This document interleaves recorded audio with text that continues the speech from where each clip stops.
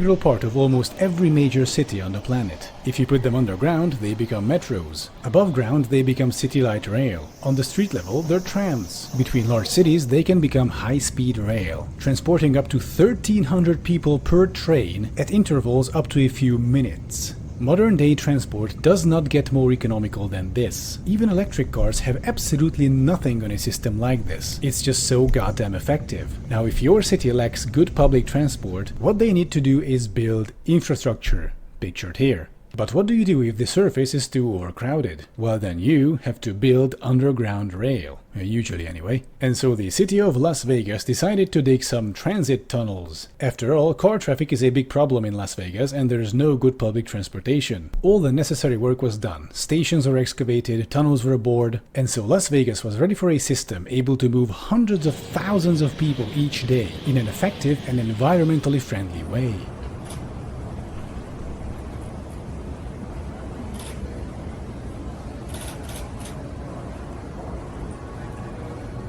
Oh, is this the where they drive the shitty electrical cars through the tunnel? The Elon thingy? Oh la la la.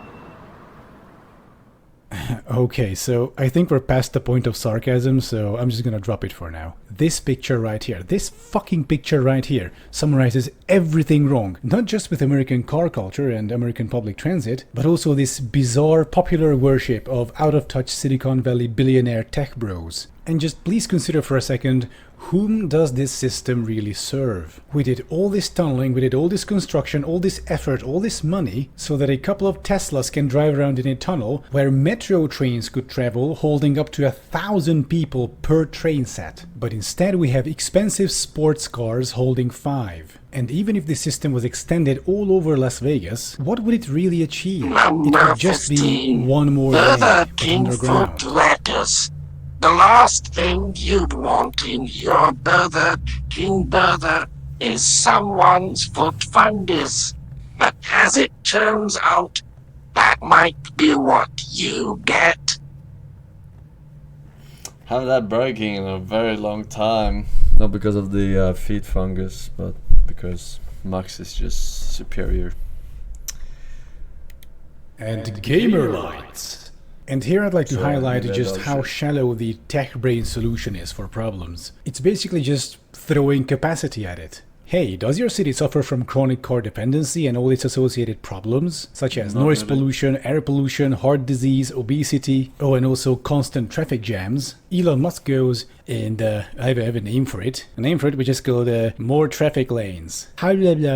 But the thing is, as humanity moves more into the cities, as urban populations skyrocket, we simply cannot allow everyone to just drive cars wherever. There's just no space. Even if we build out dozens of new highway lanes underground, what happens once you get out of the tunnel? Where do you put your car, especially in a city center? And at this point, instead of trying to hatch elaborate plans over gigantic underground parking lot complexes or the like, you know, more of that tech brain solution, we could go for realistic solutions such as disincentivizing motor traffic in dense urban settlements. Because, whether you like it or not, while electric cars are nicer than internal combustion cars, they still have absolutely nothing on trains. An electric train is the most environmentally friendly mass transit we currently have. And since that seems to be the best solution for now, why not just build more of it? In Tokyo, the city where I took all these pictures and videos, the share of motor transit is 12%, while public transportation's share is 51%. And Tokyo can achieve these numbers because it has a vast, developed and dense public transportation network.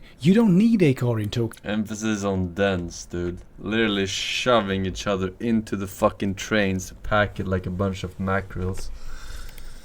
Public transportation takes you absolutely everywhere. In contrast, in Las Vegas, the share of motor transit is 90%.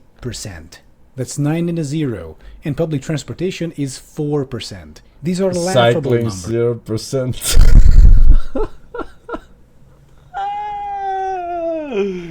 Not one guy on a bicycle, dude.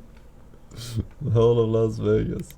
with pedestrian 1% traffic walking. constituting just 1%. And so shouldn't Las Vegas and American cities be doing the same thing as Japan? I mean, it's not like they couldn't do it, they're the richest country on the planet. But of course, No, they literally couldn't though, because of body size. They literally could not.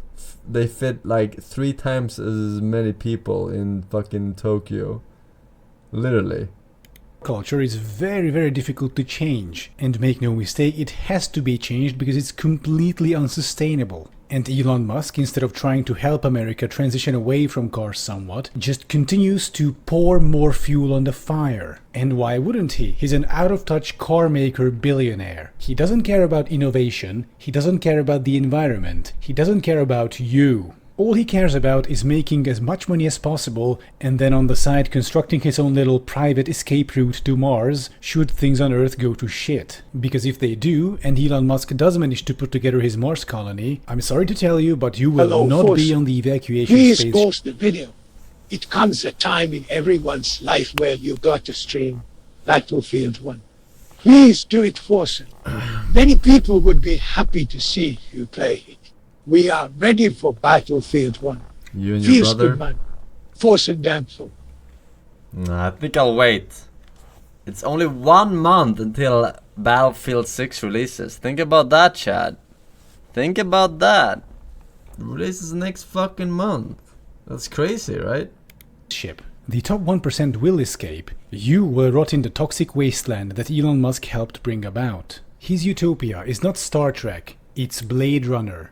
But on the positive side, I know the this guy's Las just fucking sucking Elon's dick, but with teeth. Hey, XD, click him up.